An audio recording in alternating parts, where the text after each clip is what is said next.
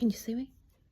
Can you see me? I know I look disheveled again, but hey, I don't get, I don't get paid for doing this.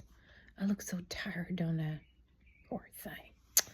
Anyways, I was just reading about, well, I was watching it actually. There was a revival of sorts at the Seattle, I don't even know.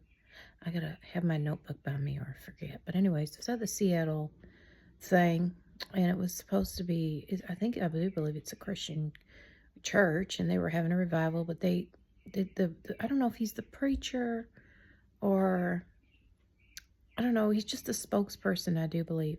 And he got on there to say that we invite everybody. We invite them to protest because he wants them to be under Jesus's, in the prayer group, so to speak, being prayed, so to speak, being prayed over. No. No, sir. You already have me at thinking that your church or whatever you got going on there is sensational. You're trying to sensationalize it. You're trying to be like what's that church that Justin Bieber went to? Where it's all about smoke and mirrors and celebrities and fun times. No, that's not what church is. Okay, church is having to sit, without AC. A lot of these churches now have AC. No, get rid of it. You got to sit there, you got to listen, you got to sweat it out. That's what you got to do to get closer to Jesus. You got to sweat it out. It should be like a sauna in there. You should be praying that you're going to get out soon, but you're not going to get out until you hear the word. That's how it's supposed to be.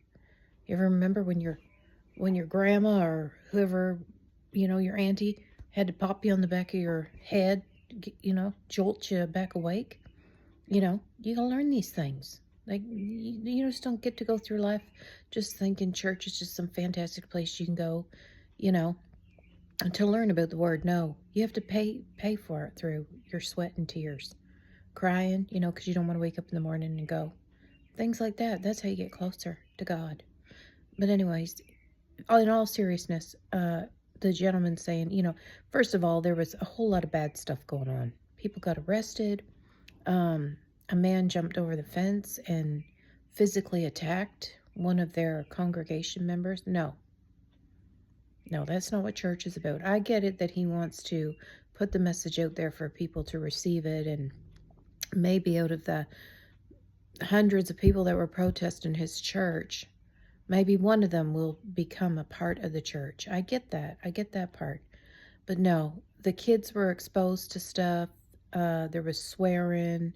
There were lewd acts. There was violence, profanity. What else? Police. There were arrests. No, that's not what going to church is about. That's not what a revival is about. That's not what teaching about the Lord is about. Okay? First of all, it's like anything else, whether it be addiction or anything else. The person has to be open to receiving the word. And these people were hell-bent, they're protesters, and they were not going to receive the word. They weren't there to receive the word. They were there to protest. And they were giving out free haircuts and free food. And let me tell you, I'm sure once they all got a bag of free groceries or whatever, and maybe possibly a free haircut, I'm sure that's when the protesting started, after the food was gone. These people are opportunists. They want to, Seattle is in itself, it is I don't even know what to call it. It's just another world in itself, isn't it? But it's because everybody has been allowed to run amok, and there's no taming of the chaos.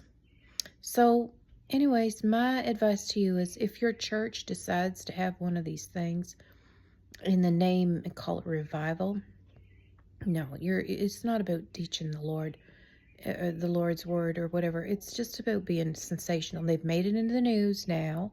People are, up in arms about what happened. Guess what they do when that happens? They open up their checkbooks and their pocketbooks and they start donating, or they, the attention is called. It's free advertising. But no, that's not what. Could you imagine little old me? Imagine me saying, oh, I'm going to go this weekend to the revival. And I go there and I see all that and maybe get bumped, maybe get, slapped in the face or tripped or something like that. what is that about? And then, you know what's going to happen? I'm not going to want to go out of my home for the next 3 weeks. God didn't wish that upon me. That's for dang sure. Why would you want to? Why would you want to have members of your congregation or other members of the community exposed to that? You created a controversial thing, and you wanted to get a response. Yes, of course, there's always going to be protesters. That's a normal thing. You're always going to have some naysayers and people with their placards or people yelling through their megaphones. Those things should be banned. Megaphones should be banned. But they literally invited everybody, the naysayers, into the venue. No, just find another church. Finding Jesus is supposed to be about being, peaceful.